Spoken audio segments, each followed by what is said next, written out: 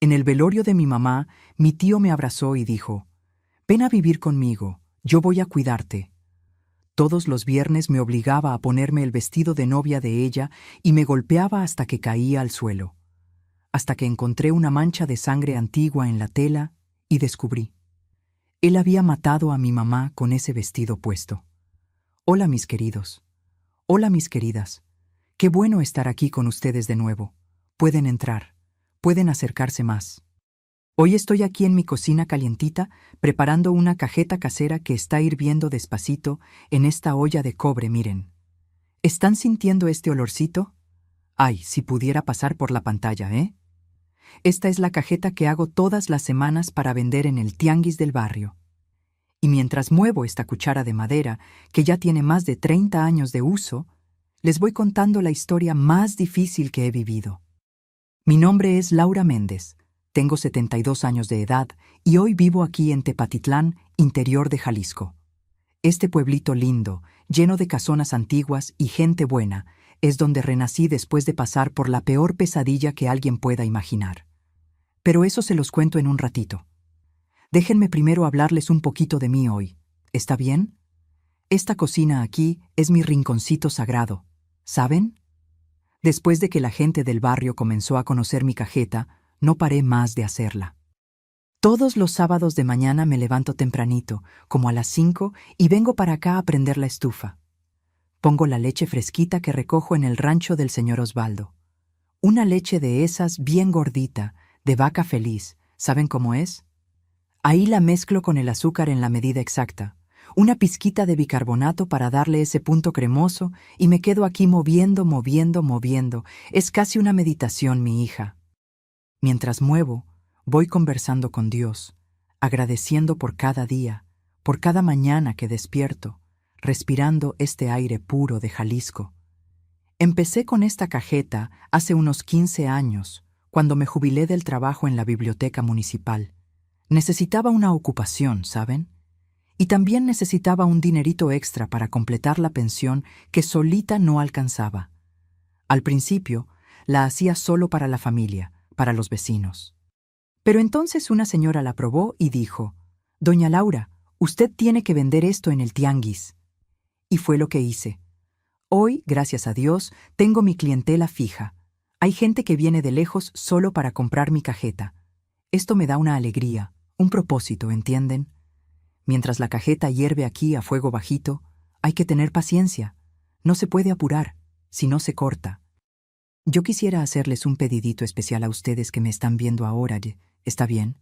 Si les gustó conocerme, si se identificaron con esta abuelita aquí, aprieten ese botoncito rojo de suscribirse ahí abajo y activen la campanita. Por el amor de Dios, porque todas las semanas vengo aquí a contar una historia y no quiero que se pierdan ninguna. Ah, y cuéntenme aquí en los comentarios de qué pueblito me están viendo y a qué horita del día encontraron este video. ¿De mañanita temprano, igual que yo, con el cafecito, o después de comer en esa siestita buena, o ya de nochita antes de dormir? Yo siempre leo todos los comentarios, lo juro por Dios, y me pone tan feliz saber de dónde son y cuándo sacan un tiempito del día para oír las historias de esta abuelita aquí. Cuéntenme. ¿Sí, mi cielo? Vamos a crear una cadena de cariño aquí. Pero ahora, mientras muevo esta cajeta y siento este vapor calientito subiendo, necesito ser sincera con ustedes. La historia que les voy a contar hoy es pesada. Es sobre una época de mi vida que casi me destruye. Es sobre cómo me engañó la única persona en la que pensé que podía confiar después de que mi mamá murió. Es sobre un tío que debería protegerme, pero que transformó mi vida en un infierno de miedo y dolor. Y es sobre cómo descubrí una verdad terrible escondida en un vestido de novia manchado de sangre. Si ustedes o alguien que conocen ya pasaron por una situación parecida, quédense aquí conmigo, porque al final, les prometo, hay esperanza, hay un nuevo comienzo, hay esta cocina oliendo a cajeta y una vida que vale la pena vivir. Nací en Lagos de Moreno, un pueblito histórico aquí de Jalisco, en el año de 1953.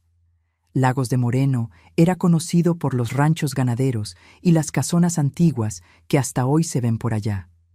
Mi mamá se llamaba Elvira Méndez y mi papá, Roberto Méndez.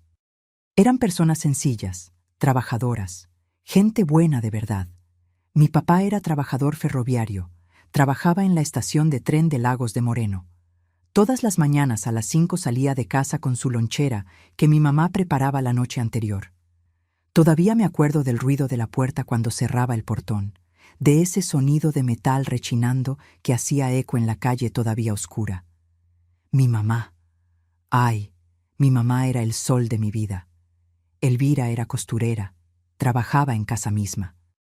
Vivíamos en una casita sencilla de 3 cuartos en la calle del Comercio, cerquita de la parroquia. La sala del frente era donde estaba su máquina de coser Singer, esa negrita con los pedales dorados. Yo pasaba horas sentada en el piso de esa sala jugando con los retazos de tela que me daba, haciendo muñequitas de trapo mientras oía el tec-tec-tec de la máquina. Mi mamá cosía para la mitad del pueblo. Hacía vestidos de fiesta, ropas de bautizo, uniformes escolares. Las señoras venían hasta nuestra casa y ella medía, marcaba, cortaba, cosía. Tenía manos de hada, todo mundo decía. Éramos solo nosotros 3. Fui hija única, no porque mis papás no quisieran más hijos, sino porque Dios quiso así. Mi mamá había perdido 2 bebés antes de mí y después de que nací, los doctores dijeron que no podía tener más. Entonces yo era la niña de sus ojos, la consentida. Pero no era malcriada, no, ¿eh? Mi papá y mi mamá me criaron para ser trabajadora, para tener carácter. Desde chiquita ayudaba en las tareas. Barría la casa, lavaba los platos en el lavadero del patio, ayudaba a tender ropa en el tendedero. Nuestra vida era sencilla, pero era feliz.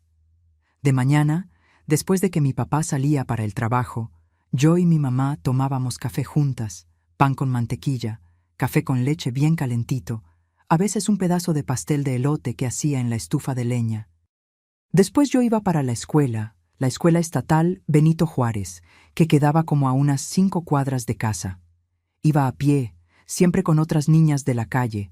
Llevábamos la lonchera de aluminio con arroz con leche o pan de elote que mi mamá preparaba. En la escuela yo era buena alumna, me gustaba leer, escribir.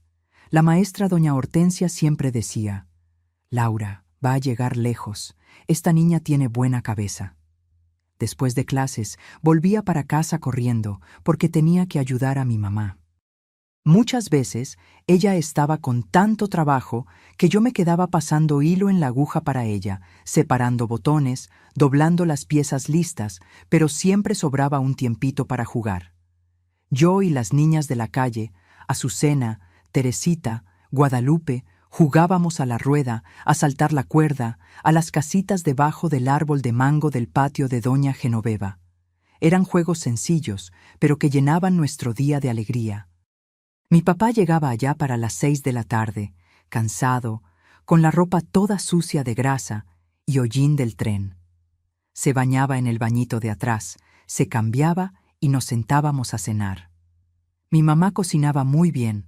Hacía unos frijoles charros de chuparse los dedos, frijoles refritos, quelites, chicharrón, arroz suelto.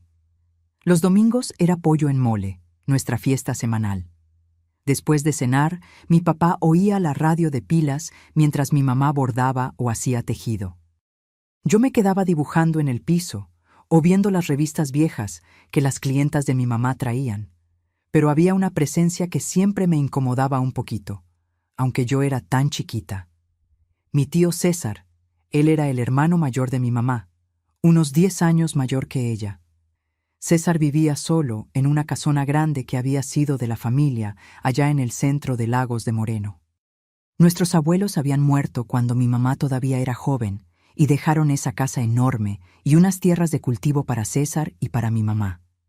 Solo que, por lo que yo entendía de los susurros de los adultos, la mayor parte de la herencia había quedado para mi mamá y César nunca aceptó eso bien. Él venía a visitarnos de vez en cuando, siempre de traje, oliendo a una colonia fuerte que me daba náuseas.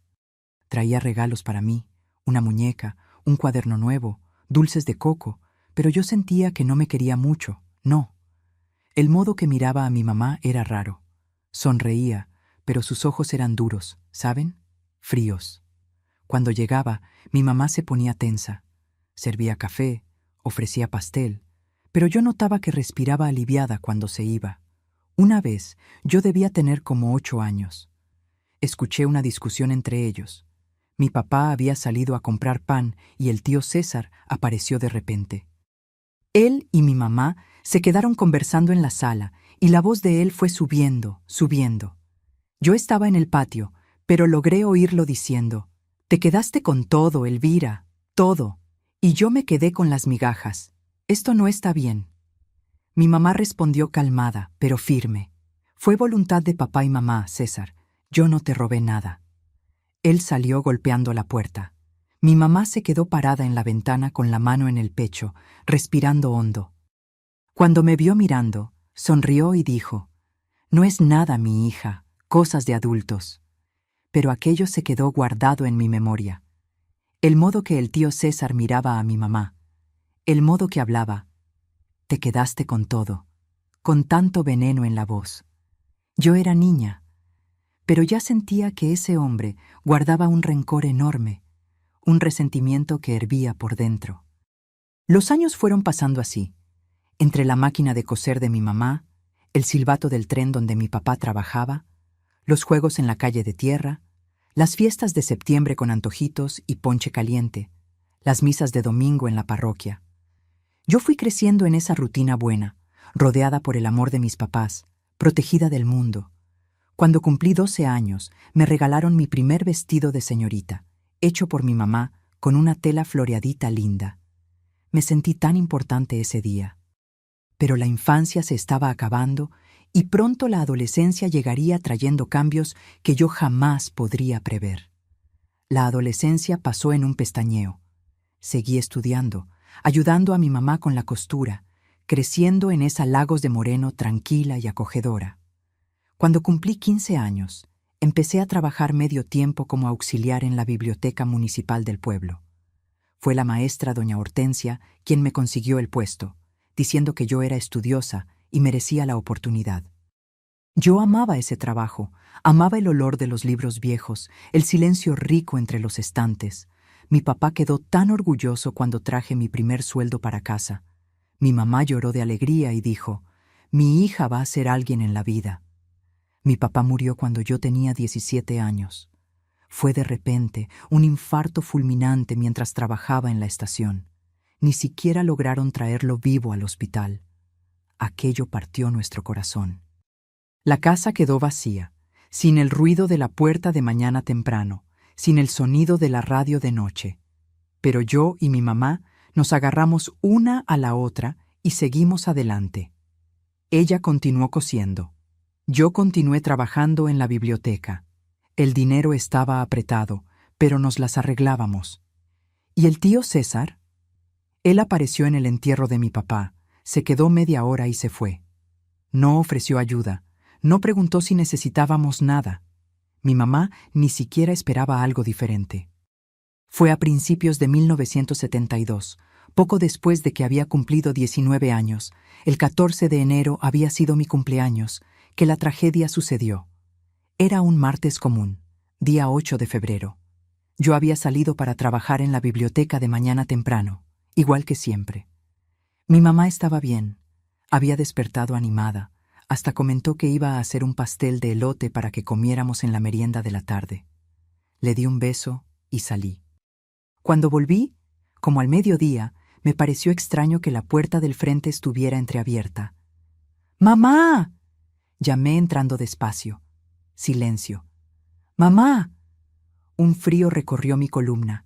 Fui hasta su cuarto y, Dios mío del cielo, ella estaba caída en el piso, al lado de la cama, inmóvil, con los ojos abiertos, pero sin vida. Grité hasta que los vecinos vinieron corriendo. El señor Aparicio fue a buscar al doctor, pero cuando llegó ya no había nada que hacer. El doctor Eugenio, un hombre delgado, de lentes gruesos que atendía a la mitad del pueblo, examinó a mi mamá ahí mismo en el cuarto. Frunció el ceño, checó el pulso, escuchó el corazón con el estetoscopio.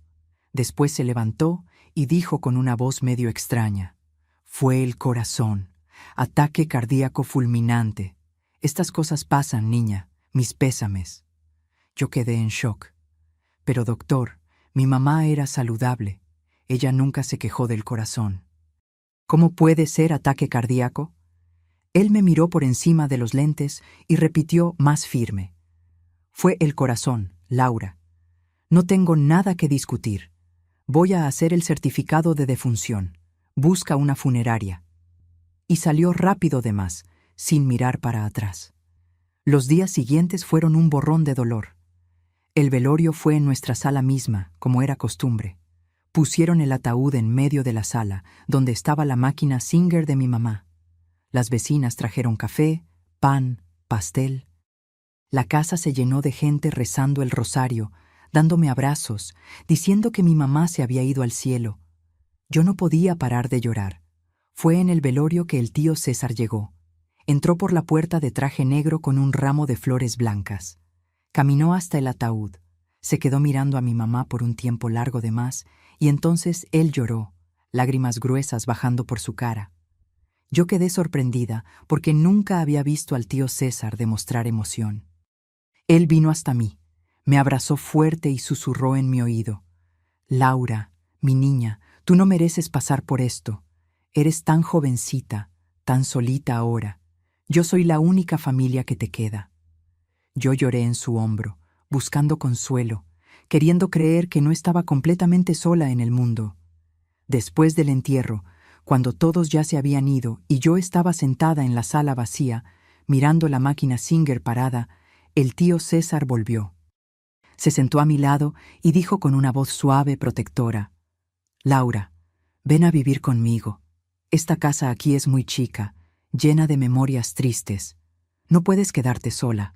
Yo tengo esa casona enorme con cuartos de sobra. Yo voy a cuidarte como tu mamá cuidaría.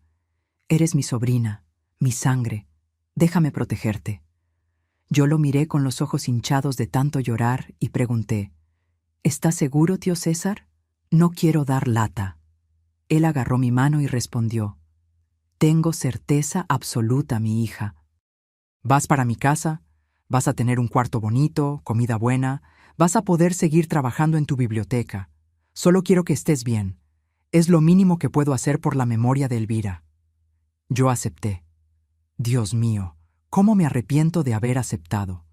Pero en ese momento, perdida, asustada, sin rumbo, pensé que estaba siendo salvada. Una semana después, me mudé. Llevé mis ropas, algunos libros, la foto de boda de mis papás. La casona del tío César era enorme de verdad. 2 pisos, un montón de cuartos, muebles antiguos de madera oscura, un jardín atrás con rosales y una fuente de piedra. Me dio un cuarto en el segundo piso con una cama grande, un armario de caoba y una ventana que daba al jardín. Ponte cómoda, Laura. Esta es tu casa ahora, dijo sonriendo. En los primeros días fue gentil, hasta atento de más. Mandaba a la cocinera, doña Olinda, preparar mis comidas preferidas. Preguntaba cómo había estado mi día en la biblioteca. Hasta ofreció pagar un curso para que estudiara más. Yo pensé, ¿será que juzgué mal al tío César todos estos años? Tal vez maduró, tal vez realmente se preocupa por mí. Pero entonces, en la segunda semana, llegó con unos papeles. Era una noche de viernes. Yo estaba en mi cuarto leyendo. Tocó la puerta, entró y se sentó en la silla al lado de la cama. Laura, necesito conversar contigo sobre una cosa importante. Es sobre la herencia de tu mamá. Mi corazón se apretó. ¿Qué herencia, tío César? Él suspiró teatral. Tu mamá tenía bienes, Laura. La casa donde vivían, unas tierras de cultivo que eran de la familia, unos ahorros. Todo eso ahora es tuyo, pero eres muy joven. No sabes lidiar con estas cosas. Preparé unos documentos aquí, donde me pasas la administración temporal de esos bienes. Es solo para que yo cuide para ti, ¿entiendes? Para que nadie te engañe. Cuando seas más grande, más madura, te devuelvo todo. Yo era ingenua, tonta, confiada, firmé. Firmé todo lo que puso delante de mí, sin leer bien, sin desconfiar. Él sonrió, guardó los papeles y dijo: Listo, ahora está todo resuelto. No tienes que preocuparte por nada. A la mañana siguiente, desperté y bajé para tomar café. La casa estaba extrañamente silenciosa. Fui hasta la cocina y no encontré a doña Olinda, ni al jardinero, señor Teodoro, ni a la muchacha que limpiaba, doña Zenaida. Fui a buscar al tío César y lo encontré en la sala de estar, sentado en un sillón, tomando café y leyendo el periódico. Tío César, ¿dónde está la gente que trabaja aquí? Él bajó el periódico despacio y me miró con una mirada que nunca había visto antes. Una mirada fría, dura, vacía de cualquier afecto. Despedí a todos, dijo con una voz monótona. No los necesito más y tú tampoco sales más de aquí. Di una risita nerviosa, pensando que era broma. ¿Cómo que no salgo más de aquí? Tengo que trabajar, tío. Él se levantó del sillón con un movimiento brusco y vino hasta mí. Se quedó bien cerca, mirándome de arriba. No vas a trabajar más en ningún lugar, Laura. Te vas a quedar aquí en esta casa, conmigo. ¿Me entendiste? Mi cuerpo entero tembló. Tío César, no estoy entendiendo. Me está asustando. Él dio una sonrisa torcida, amarga, llena de maldad. Eres igualita a ella, la misma cara de boba, la misma voz llorona. Tu mamá robó todo lo que era mío, Laura. Se quedó con la casa, con las tierras, con el dinero de nuestros papás, y yo me quedé con las migajas. Pero ahora tú vas a pagar por todo lo que ella hizo. Yo no salí de esa casona por 5 años. 5 años, mis queridos. De 1972 hasta 1977, fui prisionera de mi propio tío en esa casa enorme y silenciosa. Cerraba las puertas por fuera cuando salía, llevaba las llaves, cubría las ventanas del segundo piso con tablas clavadas. Mi cuarto en el segundo piso tenía rejas en la ventana. Dijo que las había mandado poner para mi seguridad, pero yo sabía que era para que no saltara. No había teléfono en la casa, no había cómo pedir socorro. La rutina era siempre la misma, terrible, insoportable. Durante la semana, de lunes a jueves, me ignoraba casi completamente. Dejaba comida lista en el refrigerador, pan viejo, frutas pasadas, a veces un pedazo de carne dura. Yo comía sola en la cocina grande y vacía, oyendo apenas el ruido del reloj de pared haciendo tic-tac, tic-tac. Él salía de mañana temprano.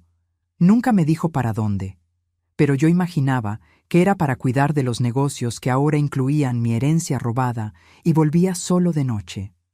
Cuando volvía, iba directo para su cuarto y me dejaba en paz. En esos días yo pasaba horas andando por la casa vacía, mirando las ventanas cerradas, tratando de encontrar una salida que no existía. Pero todos los viernes era el infierno.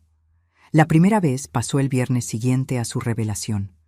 Yo había pasado la semana entera aterrada, sin entender bien lo que estaba pasando, pensando que tal vez cambiaría de idea, que todo era un malentendido.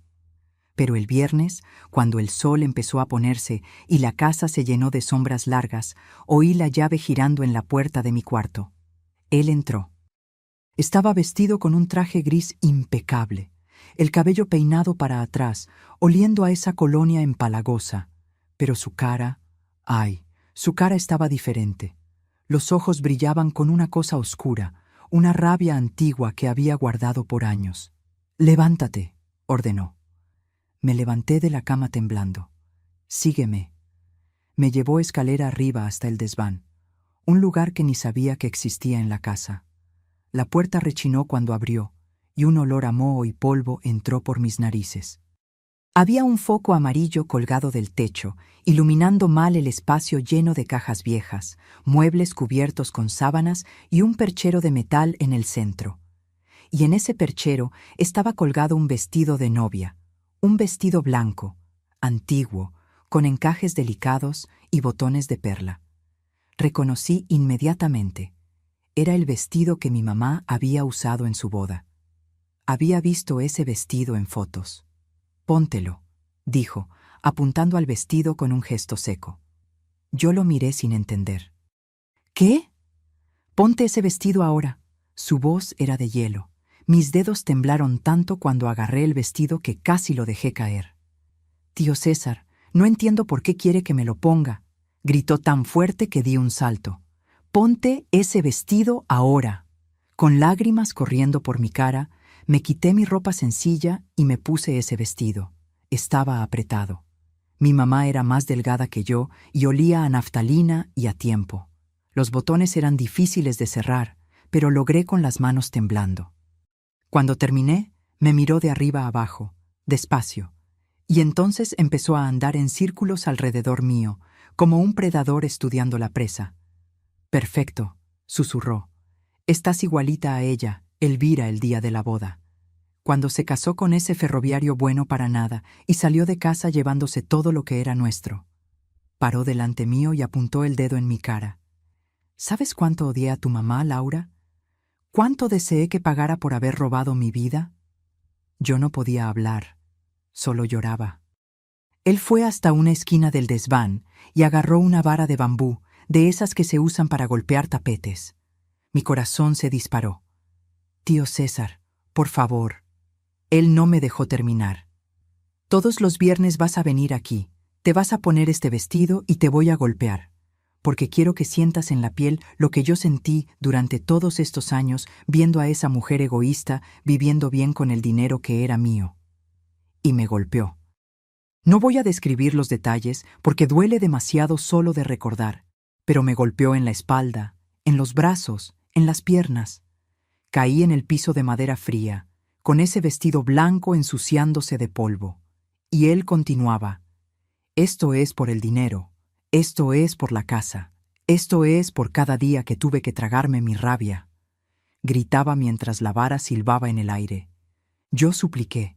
Pedí perdón por cosas que ni había hecho, pero él no paraba. Solo paró cuando se cansó. Después salió, cerró la puerta del desván y me dejó ahí toda la noche. Yo me quedé acurrucada en ese piso helado, vestida de novia, sangrando por dentro de dolor y humillación. Solo me soltó el sábado de mañana.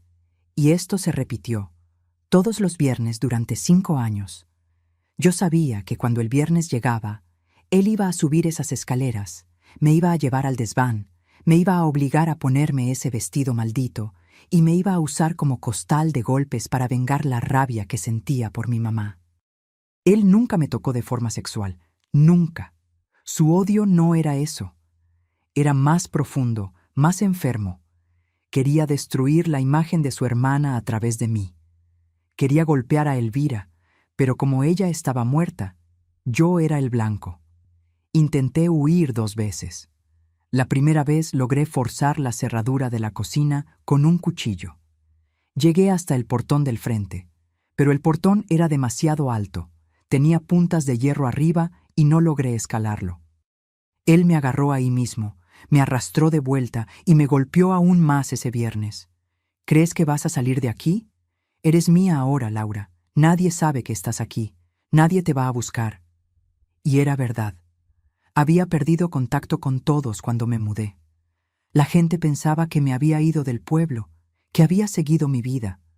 La segunda vez intenté gritar por la ventana del cuarto. Grité socorro hasta que mi garganta quedó morada, pero la casona estaba rodeada por muros altos y árboles densos. Nadie oyó, y cuando lo descubrió, el viernes siguiente, me golpeó en silencio, sin gritar, lo que fue aún más aterrador. Yo adelgacé mucho, mi cabello empezó a caerse, tenía pesadillas todas las noches, soñaba que estaba siendo enterrada viva, soñaba con mi mamá llamándome, pero yo no lograba llegar hasta ella. Despertaba sudada, temblando, contando los días hasta que el próximo viernes llegara. El miedo era tan constante que se volvió parte de mí. Andaba por la casa como un fantasma, sin esperanza, sin futuro. Y lo peor de todo, empecé a creer que lo merecía, que de alguna forma yo era culpable, que había heredado la culpa de mi mamá y necesitaba pagar por ella. Él me había quebrado por dentro. No era solo mi cuerpo que estaba lastimado, era mi alma. Era un viernes de marzo de 1977. Yo acababa de cumplir 24 años. Cumplí un año más de edad sola, sin pastel, sin felicitaciones, sin nada además del sonido del reloj de pared, marcando cada segundo de mi existencia vacía. 5 años habían pasado desde que había entrado en esa casona. 5 años de viernes en el desván. 5 años poniéndome ese vestido maldito. 5 años recibiendo golpes hasta no poder quedarme de pie. Yo ya no era más la Laura de 19 años, llena de sueños y esperanza. Esa niña que amaba los libros de la biblioteca y soñaba con estudiar más. Yo era un cascarón vacío, una muñeca rota, una sombra que vagaba por los pasillos oscuros esperando el próximo golpe. En ese viernes específico, cuando subió las escaleras y abrió la puerta de mi cuarto, ya sabía lo que venía. Ni lloré más. Las lágrimas se habían secado hace mucho tiempo, o tal vez simplemente ya no tenía nada adentro mío para derramar. Solo me levanté de la cama donde pasaba los días acostada, mirando al techo agrietado, y lo seguí hasta el desván, como un animal entrenado que conoce el camino al matadero. Cada escalón de esa escalera era como subir al cadalso. Me puse el vestido en silencio, con movimientos mecánicos. Mis manos ya no temblaban más. Me había acostumbrado al horror, y eso era lo más aterrador de todo. Cuando uno se acostumbra al infierno, cuando el miedo se vuelve rutina, es porque ya murió por dentro. Pero esa noche algo fue diferente. Lo sentí en el aire antes incluso de que abriera la boca. Estaba más violento, más descontrolado, tambaleándose levemente. Había bebido. Sentía el olor fuerte de tequila en su aliento, ese olor agrio que me revolvía el estómago. Sus ojos estaban rojos, vidriosos, con una rabia aún más profunda que lo normal. «Hoy se cumplen 5 años», dijo, andando en círculos alrededor mío, como un buitre cercando una carroña. Su voz estaba pastosa, arrastrada. «5 años que esa víbora de tu mamá murió y me dejó esta herencia podrida. Tú. 5 años que tengo que mirar tu cara todos los días y ver su cara burlándose de mí». Agarró la vara de bambú y yo me preparé mentalmente, como siempre hacía, tratando de ir a un lugar distante en mi cabeza, donde el dolor no llegara. Pero esta vez fue diferente. Empezó a golpearme con una furia que nunca había visto antes. Los golpes venían más rápidos, más fuertes, sin pausa entre uno y otro. Caí al piso casi inmediatamente, pero él no paró. Continuó gritando cosas sin conexión sobre mi mamá, sobre dinero, sobre injusticia. Sentí algo quebrarse dentro de mí, un chasquido agudo en el lado izquierdo del pecho que me hizo soltar un grito ronco. No sé si fue una costilla, si fue el resto de mi valor, o si fue la última chispa de voluntad de vivir que todavía tenía escondida en algún rincón oscuro del alma. Cuando finalmente paró, no porque quiso, sino porque estaba demasiado cansado para levantar el brazo, escupió en el piso cerca de mí y salió tambaleándose, cerrando la puerta con un estruendo que hizo eco por el desván vacío. Yo me quedé ahí en el piso frío de madera, sangrando por dentro y por fuera, jadeando, cada respiración trayendo un dolor punzante en el pecho. Sentí el sabor de sangre en la boca. Había mordido la lengua sin darme cuenta. El vestido estaba rasgado en el ruedo. La tela se había enganchado en un clavo suelto del piso cuando caí de lado, tratando de protegerme. Me quedé mirando ese rasgón, sin poder mover ningún músculo, cada centímetro de mi cuerpo palpitando de dolor. Y fue ahí, en ese momento de total rendición, que un pensamiento atravesó mi mente con claridad aterradora. Es hoy voy a morir aquí. No aguanto más, no quiero más. Era casi un alivio pensar en eso. La idea de simplemente cerrar los ojos y no despertar nunca más parecía el paraíso comparado con vivir un viernes más, un mes más, un año más en ese infierno.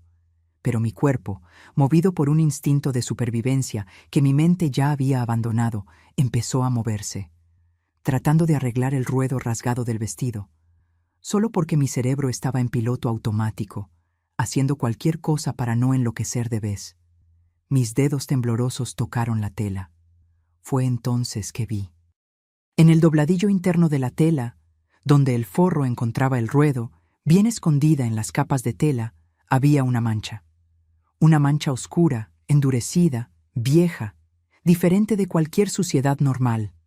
Algo dentro de mí, una curiosidad mórbida tal vez, o un sexto sentido susurrando que aquello era importante, me hizo acercar la cara, tratando de ver mejor en la luz débil y amarillenta del foco colgado del techo.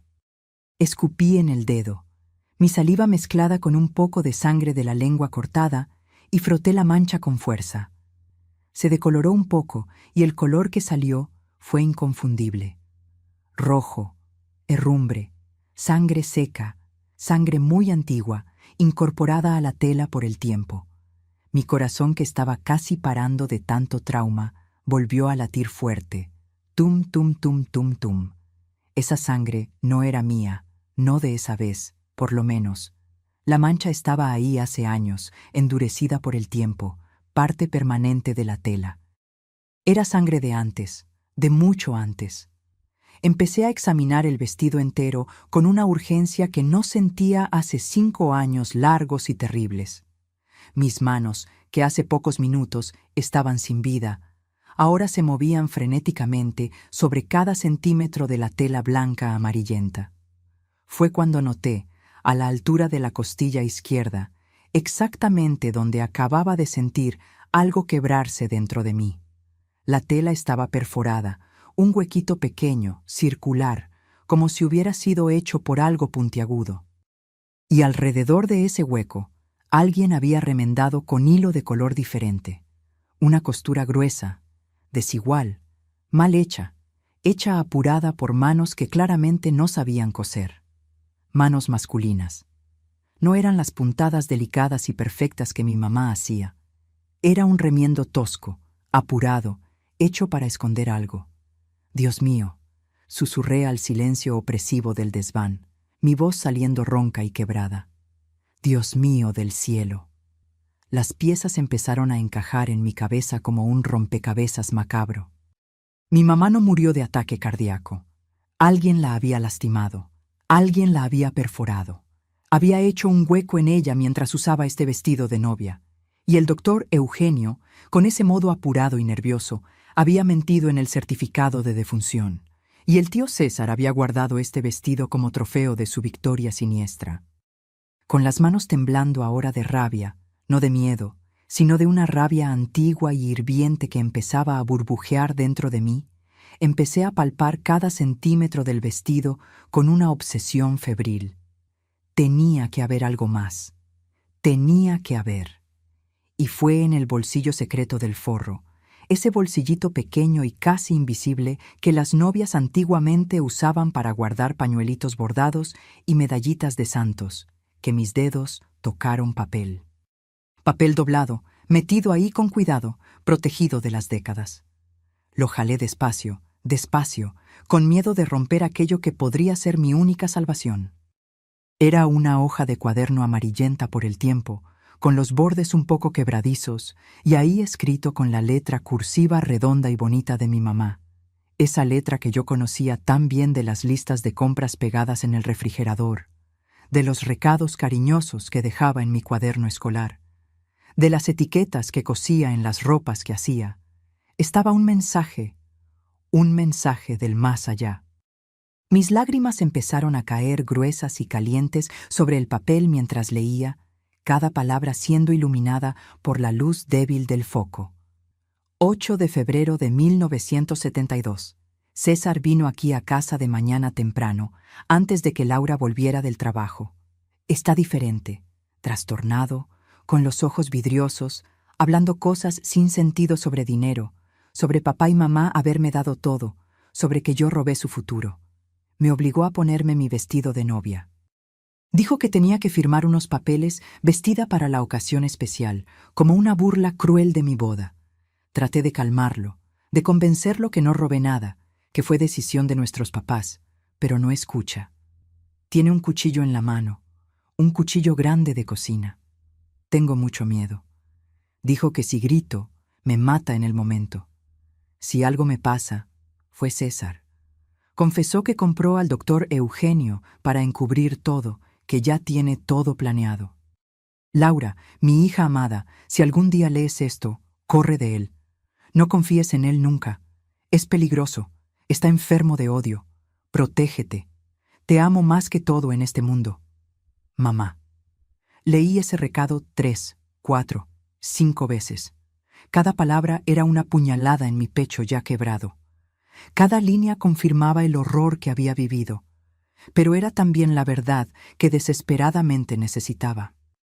Mi tío había matado a mi mamá, la había apuñalado en ese mismo vestido maldito, había limpiado la escena del crimen, sobornado al médico forense, forjado el ataque cardíaco en el certificado.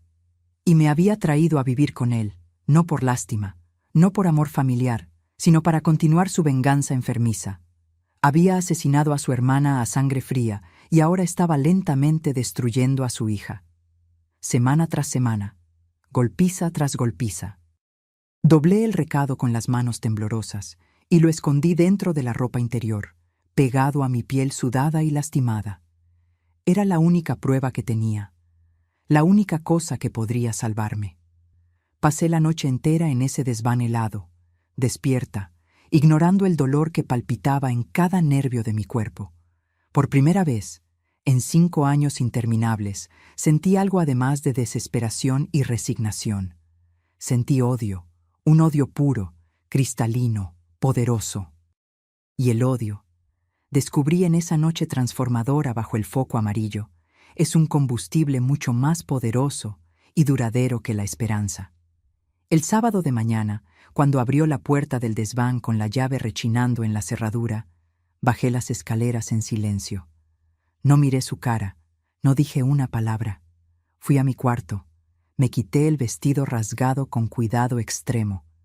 Tenía que preservar cada hebra de esa prueba y lo escondí debajo del colchón junto con el recado precioso. Durante los días siguientes, lunes, martes, miércoles, observé todo con ojos nuevos.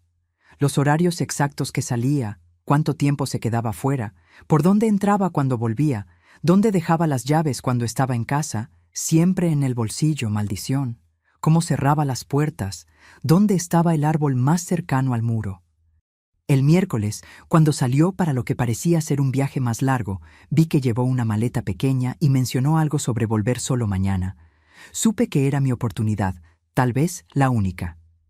Agarré una silla pesada de madera, la arrastré hasta la ventana de mi cuarto, haciendo el mínimo de ruido posible, y empecé a trabajar.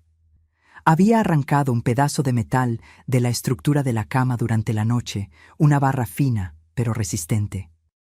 Usando aquello como palanca, empecé a golpear la reja de la ventana, tratando de soltar los tornillos oxidados que la sujetaban a la pared de mampostería. Golpeaba, golpeaba, golpeaba. Mis manos sangraron, ampollas se formaron y reventaron. Mis brazos dolían tanto que pensaba que se iban a caer, pero no paré. Cada golpe era por mi mamá. Cada golpe era por los 5 años robados. Cada golpe era por la niña de 19 años que nunca más sería.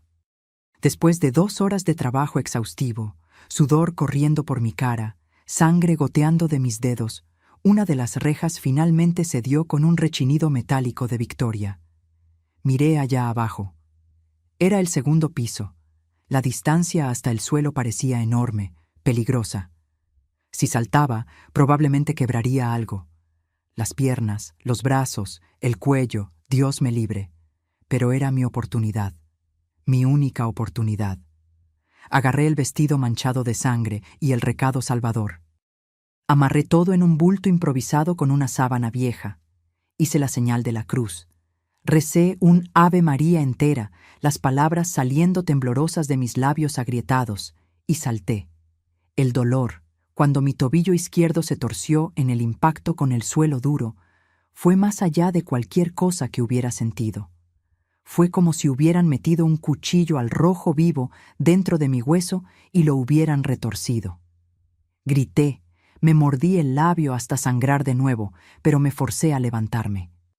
Cada movimiento era agonía pura, pero estaba afuera, estaba del lado de afuera de esa prisión maldita.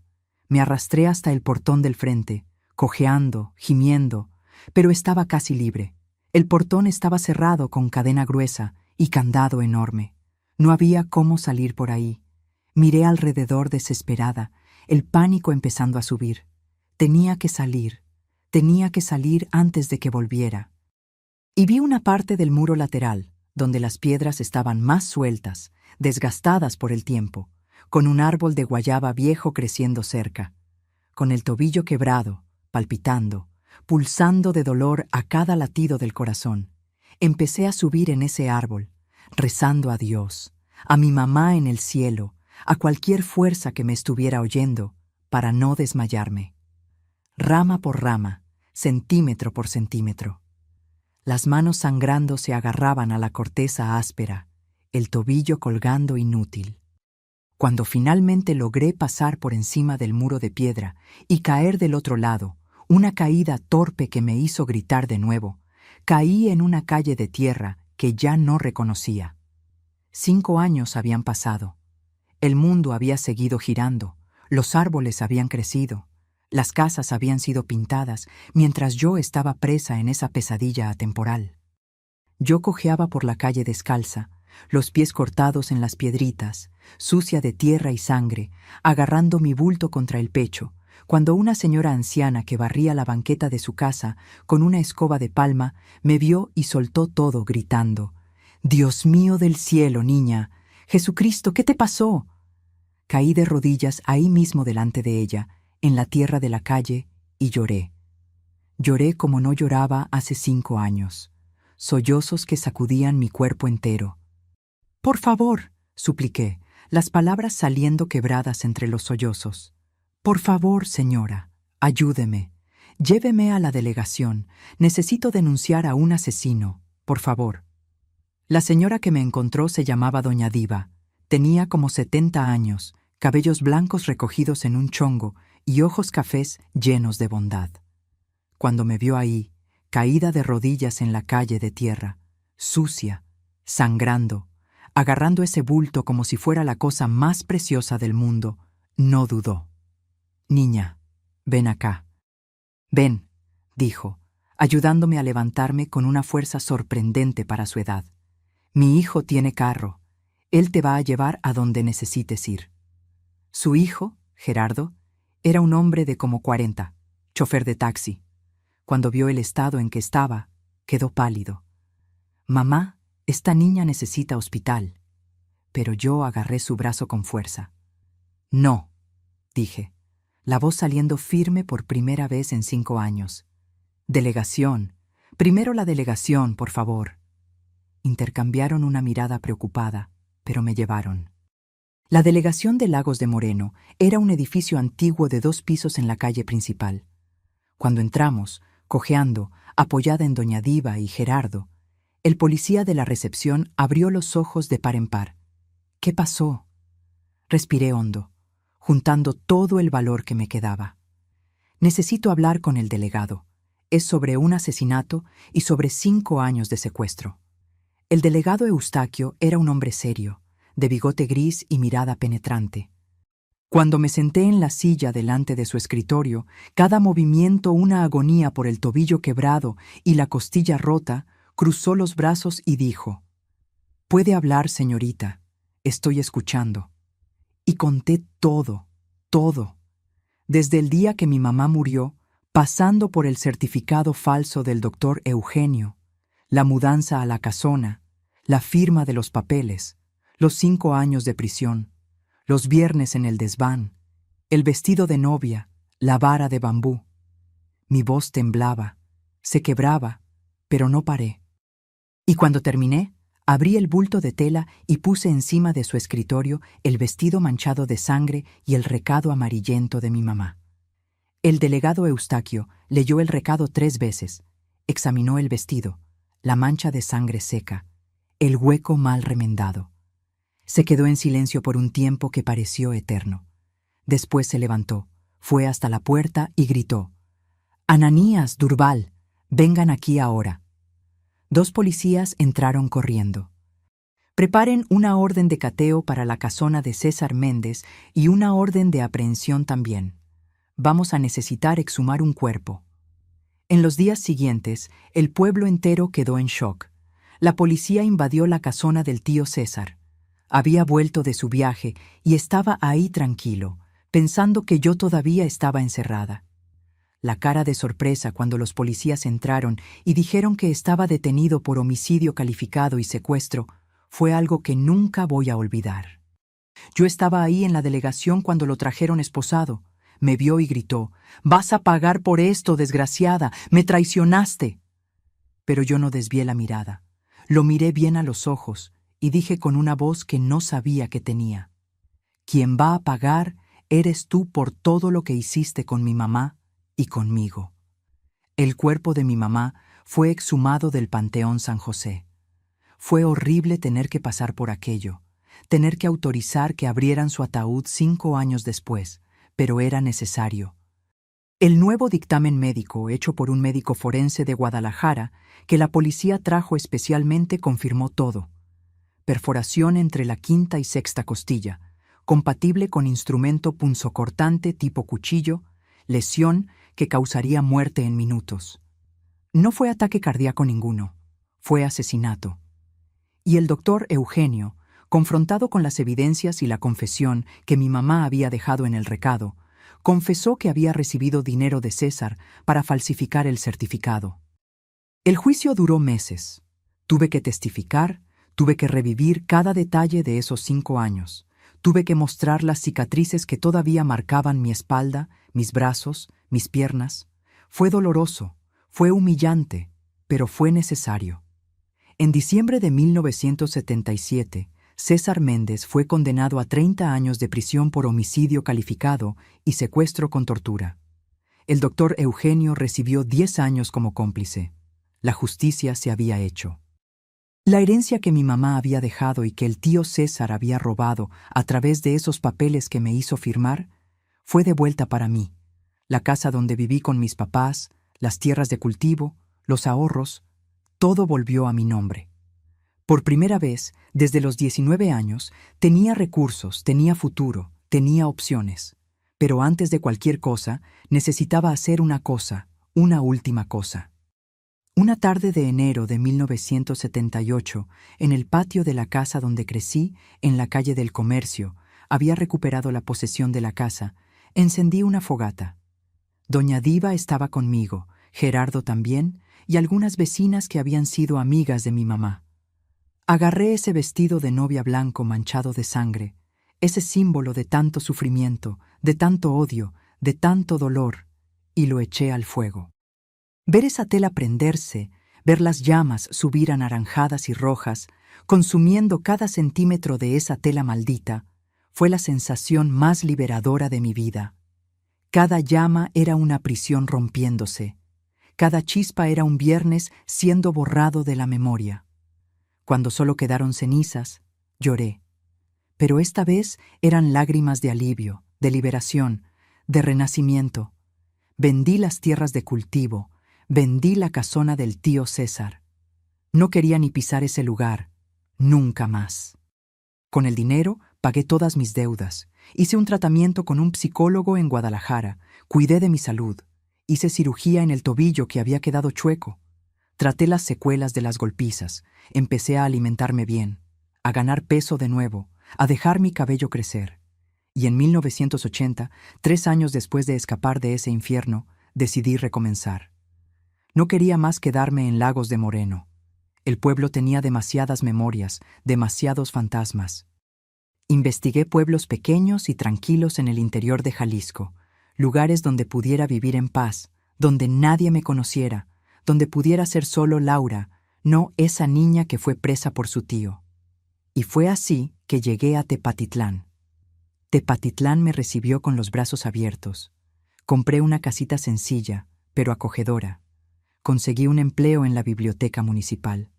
Volví para hacer lo que hacía antes de que todo se derrumbara. Y de a poquito, día tras día, reconstruí mi vida. Hice amistades nuevas, conocí gente buena. Empecé a ir a la iglesia, a participar de las fiestas del pueblo, a sentirme parte de una comunidad de nuevo. En 1983 conocí a Ignacio, un viudo 16 años mayor que yo, papá de 2 hijos ya grandes. Era trabajador ferroviario jubilado igual que mi papá había sido, y tenía un corazón inmenso. Nos casamos en 1984, en una ceremonia sencilla en la parroquia de Tepatitlán. Yo usé un vestido azul claro, sin velo, sin pompa, y fui feliz. Tuvimos una hija, Zenaida, que hoy tiene 40 años y me dio 4 nietos lindos. El tío César murió en la cárcel en 1995. Infarto, ironía del destino. Cuando me avisaron, no sentí nada, ni rabia, ni alegría, ni tristeza, solo un vacío. Un capítulo finalmente cerrado. Hoy, aquí en mi casita, en Tepatitlán, a los 72 años, vivo una vida que parece un milagro. Cada mañana que despierto es una bendición que nunca doy por garantizada. Mi Ignacio falleció hace 6 años, en 2019, también del corazón, pero vivió hasta los 82 años y partió durmiendo en paz. Fueron 35 años de buen matrimonio, de compañerismo, de respeto. Él me enseñó que no todos los hombres son monstruos, que el amor puede ser gentil, seguro, acogedor. Vivo sola ahora, pero sola no significa solitaria, no. Mi hija Zenaida vive aquí en Tepatitlán, también, a 3 cuadras de mi casa, con el marido y mis 4 nietos. Rodrigo de 15 años, Beatriz de 12, los gemelos Miguel y Manuela de 8. Viven viniendo aquí a casa. Beatriz viene a ayudarme a hacer la cajeta todos los sábados de mañana. Ya está aprendiendo el punto exacto. La niña tiene mano. Rodrigo corta la leña para la estufa.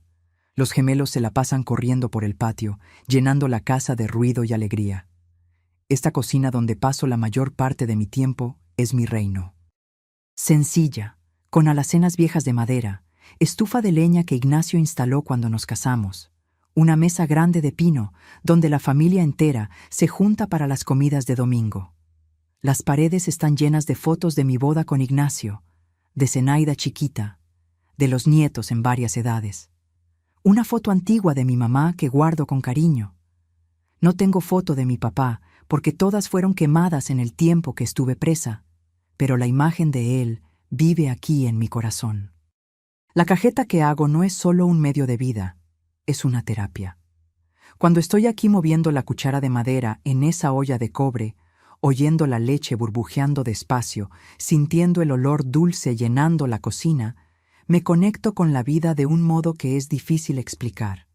Es casi como si cada bote de cajeta que hago fuera una declaración de victoria. Sobreviví, vencí, estoy aquí.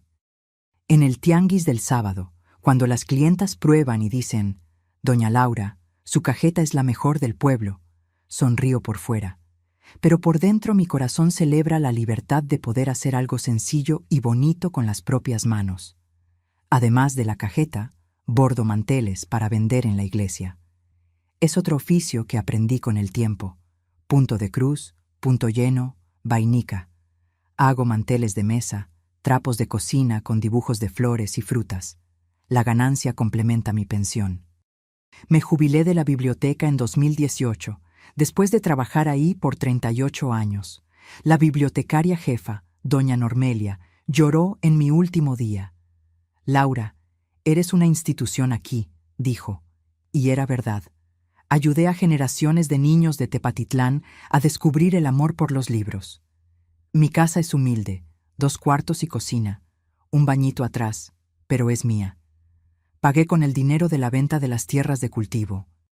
Tiene un patiecito donde siembro hierbas, cilantro, perejil, albahaca, hierbabuena y algunas gallinas criollas que me dan huevos fresquitos todos los días. La gallina Benedicta, la más vieja, ya tiene 6 años y todavía pone huevo religiosamente. Los nietos adoran venir a buscar los huevos calientitos del nido.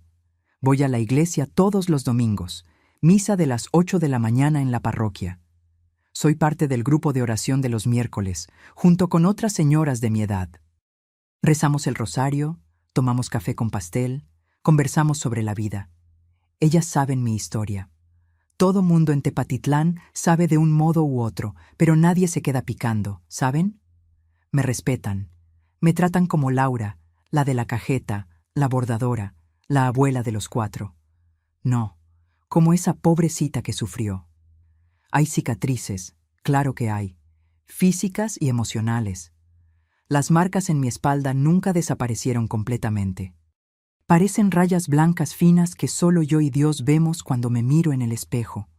El tobillo izquierdo todavía duele cuando va a llover, una punzada que me recuerda de ese salto por la libertad. Y hay noches, no voy a mentir, que las pesadillas vuelven. Sueño que estoy presa de nuevo, que la puerta del desván se está cerrando, que no hay salida. Despierto sudada, el corazón disparado, y necesito levantarme, prender la luz, recordarme, estás en Tepatitlán, estás libre, él está muerto, se acabó. Y respiro hondo, y vuelvo a dormir. Pero esas noches son raras ahora. Con el tiempo, con mucho tiempo de verdad, la herida fue cicatrizando. Nunca olvidé. ¿Cómo podría? Pero aprendí a cargar esa historia no como una carga, sino como un testimonio. Sobreviví al infierno y volví. Pocos pueden decir eso. El mes pasado, Zenaida me preguntó si todavía tenía rencor. Estábamos aquí en la cocina pelando papas para la comida del domingo. Paré, pensé bien y respondí con honestidad. No, mi hija, rencor ya no tengo, no. Lo que tengo es gratitud. Gratitud por estar viva, por haber conocido a tu papá, por tenerte a ti, por tener esos nietos lindos, por tener esta casita, esta estufa, esta olla de cajeta. Y era verdad. El odio que me salvó esa noche en el desván ya cumplió su papel. Hoy lo que me mueve es amor. Amor por la vida que reconstruí, ladrillo por ladrillo. Si hay una cosa que necesito decirles a ustedes que me están oyendo ahora, es: no todo monstruo usa una máscara aterradora. A veces el monstruo viste traje, trae flores en el velorio, ofrece refugio cuando estás vulnerable.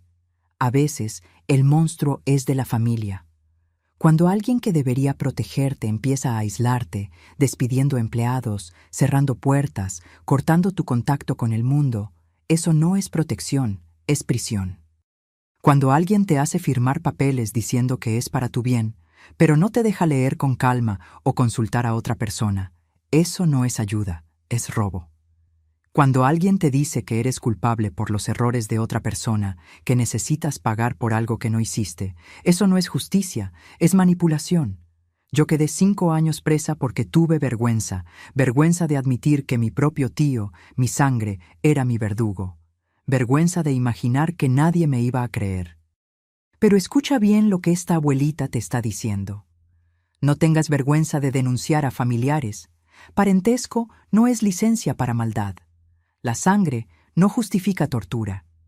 Si estás viviendo en una situación donde alguien de tu familia te controla, te aísla, te lastima, física o emocionalmente, guarda pruebas, anota fechas, guarda mensajes, toma fotos de golpes, escribe recados y escóndelos en lugares seguros. Fue el recado de mi mamá el que me salvó. Fue el vestido con sangre el que condenó a mi verdugo.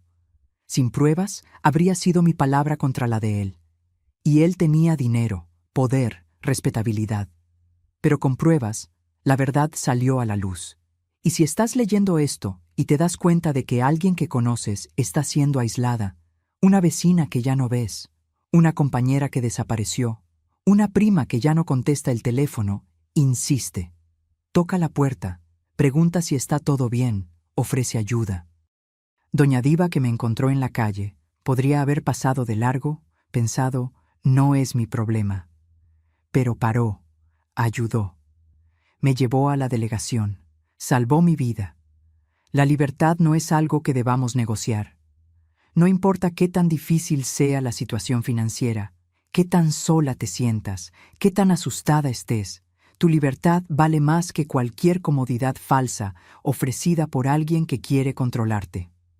Y para ustedes que pasaron por algo parecido y lograron salir, yo te entiendo.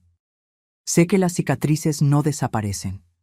Sé que las pesadillas vuelven. Sé que hay días que el miedo toca la puerta de nuevo. Pero mírame, 72 años, 4 nietos lindos, una cocina oliendo rico, una vida que vale la pena. Se puede reconstruir. Puede que no sea rápido, puede que no sea fácil, pero es posible. Ahora, Si realmente me escuchaste hasta ahora, suscríbete al canal Memorias de las Abuelas, dale like al video y comenta a qué hora estás terminando de ver este video. Gracias por el cariño. Hasta luego. Amén.